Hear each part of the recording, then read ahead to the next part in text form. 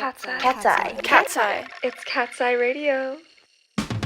Welcome to the 4th episode of Cat's Eye Radio.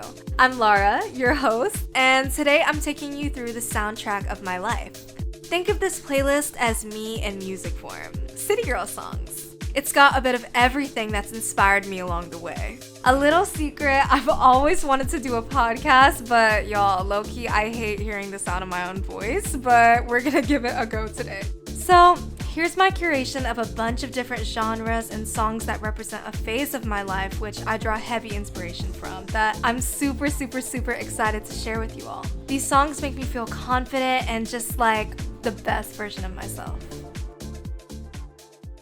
So y'all, I'm kicking this off with a fire song, the anthem of my life. No other song holds so much meaning for me. Growing up, I experienced a lot of shame surrounding my culture due to the lack of representation of my people in cool contexts. Despite knowing that music was my passion, the missing relatable role models on TV or online just made it feel unattainable. However, this song entered my life and everything shifted. Now listening to Bad Girls by MIA. Ugh, such a good one. Please tell me y'all have heard this before. If I had one song to take to the moon, it would definitely be this one. When I was growing up, MIA was basically the only brown girl in music, and she became one of my idols. The song itself is incredible, but the music video? Oh my god. Mind-blowing. I couldn't help but think, wow, my culture is so unbelievably cool. It just made me feel inspired and so beautiful in my own skin, and this became a hit amongst people of all cultures.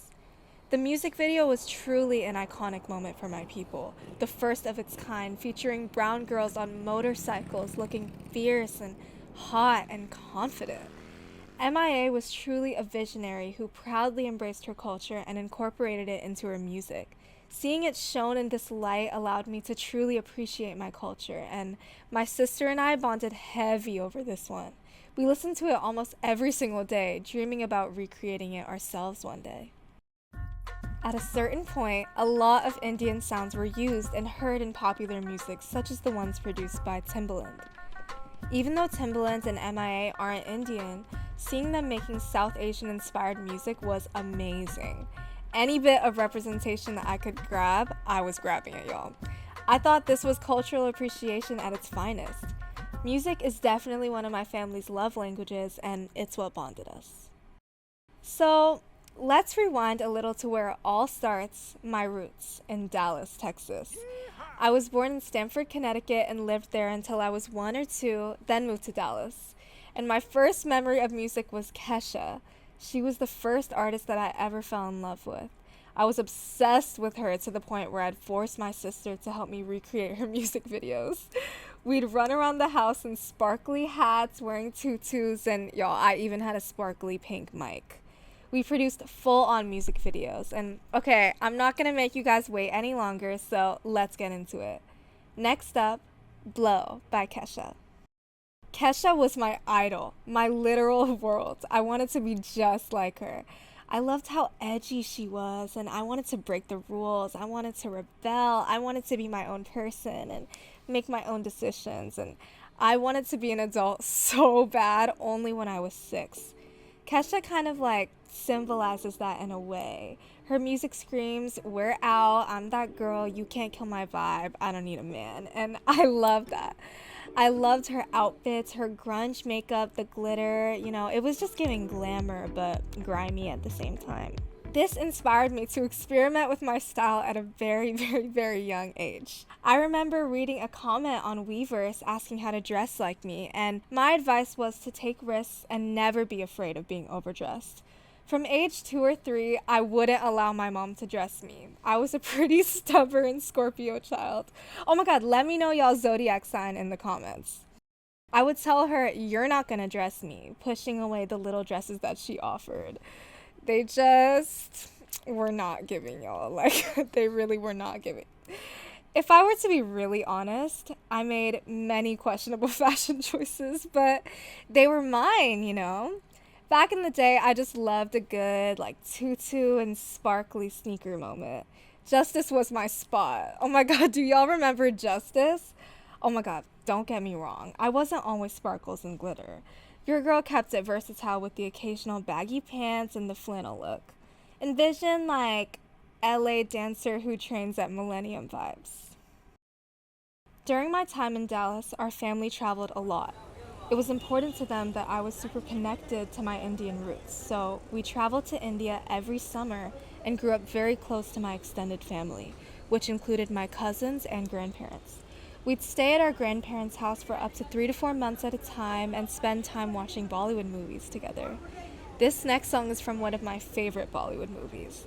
Let's take a listen to Mashallah from Ik the Tiger. This particular song has a mixture of Arabic and Hindi, which resonates with me a lot because my mom, who's Indian, spent most of her life in the Middle East.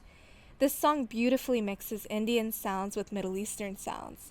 My mom spent most of her life in Dubai and Saudi Arabia, so I was raised with a lot of Indian and Saudi culture. My dad grew up in Sri Lanka, but my parents are both actually from the same exact city in South India, Chennai. Our cultures heavily influenced the music that I grew up listening to and still love to this day. You know, when I watch Bollywood movies, they remind me so much of K-pop, it's insane. In lots of Bollywood movies that I love, there's often this like big dance break where they break off into choreo, and it's just a grand production with like 100 backup dancers. And there's just so much dancing and fireworks and so much visual stimulation, you know? The showmanship, props, just the excitement of it all. And when I first discovered K-pop, it was that kind of amazing performance and visuals that drew me in. I actually didn't listen to K-pop before Dream Academy. I got into it after this opportunity came, and I figured I should give it a listen. Then I came across this one group. I'm sure y'all already know the song, so let's hear Shut Down by Blackpink. Blackpink was the first K-pop artist that I discovered and who I immediately fell in love with. It's my most played song of 2023, y'all, because I listen to this song every day to manifest getting accepted into Dream Academy. Like, y'all, I would genuinely meditate and manifest with Shutdown playing in the background. Blackpink was my introduction to K-pop, but now I've definitely branched out and started listening to other artists like ENHYPEN, New Jeans, and aespa. But if y'all have any more K-pop song recs, please drop them in the comments. Put your girl on. Dream Academy really solidified my dream of wanting to become an artist, but I pretty much already knew from the jump that I was meant to be a performer. It all started when one day, my sister decided that she wanted to sing for her 5th grade talent show randomly. Up until then, my sister and I only knew how to dance because we grew up learning Bharatanatyam dance, an Indian classical dance form that originated in Tamil Nadu. My sister ended up doing really well at this talent show, and she fell in love with singing and started taking singing lessons. So, naturally, as the younger sister I am, I obviously started taking singing lessons too. FYI, my sister is literally my idol. Everything she did, I wanted to do it too. You younger siblings know exactly what I'm talking about. Let me know in the comments. Me and my sister, we've just been so close since I can remember. She was a very good older sister. She taught me math, geography, and how to produce music. My sister's career in music started with her writing top lines for EDM tracks, and I'd sit myself right next to her soaking up every bit of inspiration. My love for EDM music spread into deep house, which was more chill and less in your face. It was just all so cool, and I was super into it. Now, who here is a fan of house music? Drop the house emoji in the comments below, y'all. If you aren't too familiar, you're definitely missing out. This next song is a gem from one of the producers who kickstarted my journey into house music, in collaboration with my absolute fave, Sid, the lead singer of The Internet. Here comes You're the One by Kaytranada and Sid. My sister put me on to Kaytranada and Peggy Gou when we were living in New York, and they were my first introduction to house music. I started producing music not too long ago. It was after I moved to LA, and I was driving up this hill listening to Kaytranada, and it just hit me like, I need to make a song just like this. And it was a big moment of realization. I quickly drove home, ran into my sister's room, and insisted, "Teach me the basics." And being the best older sister that she is, she taught me the basics of production and told me that I was going to need to play around and figure it out on my own, and that that's the only way that you learn. So I did, and I fell in love. I was in art school at the time pursuing acting, but I started doing music production and made beats all day, both in school during studio hours and at home. When I started singing and doing music, my sister was so supportive and excited. My family, we've always been super tight-knit. There was never any animosity. We would work together and she would help me. She wanted me to succeed in the same way that I want for her. Growing up, I've literally never met anybody who works harder than she does. Seeing her be an independent artist, on the grind, doing everything from writing her own music, managing her own socials, even her own finances, she really inspires me to keep working hard. She very much has it together. Shout out to my sister. This next song is for you, a Peggy Gou original that you put me onto. I Go by Peggy Gou. Y'all, our playlist is on fire today, and the next track is no exception. Let's take it back to the songs that my parents showed me, which significantly influenced the way that I sing now. This particular song reminds me of my childhood, sitting in the backseat of my dad's car listening to R&B. My parents loved a good R&B track. Think Lauryn Hill, Erykah Badu vibes. Up next, we have a song by a lyrical genius, Didn't You Know by Erykah Badu. Erykah Badu, y'all. She is such a legend. The bridge and outro is probably my favorite parts. If you listen really closely, the writing is so beautiful. Guess I was born to make mistakes, but I ain't scared to take the weight. So when I stumble off the path, I know my heart will guide me back. I resonate so deeply with this because I've made so many mistakes in life, but I have no regrets. Making mistakes is so important, and this song just symbolizes going with the flow. I really believe everything happens for a reason, and sometimes you can only figure out things for yourself, which Erykah Badu articulates beautifully within these lines. It got me through a lot, and it just feels like home to me. So, we're already at the last song of my playlist. Ugh, I know. But this one holds a really special place in my heart, so I hope you like it. It's a timeless song that my parents and sister introduced me to, and it reminds me of them a lot.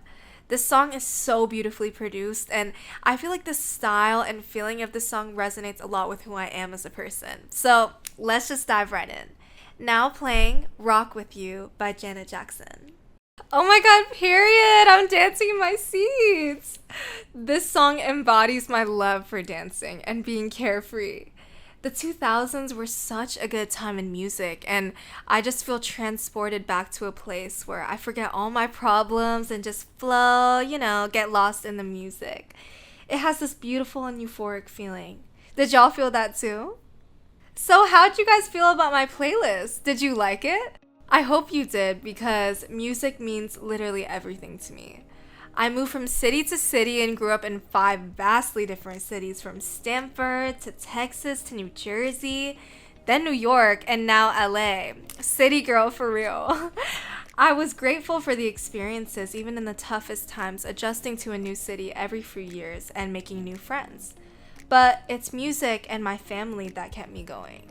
They've been the strong constants that carried me through the ups and downs, and I think that's why I'm so passionate about music and representation in music.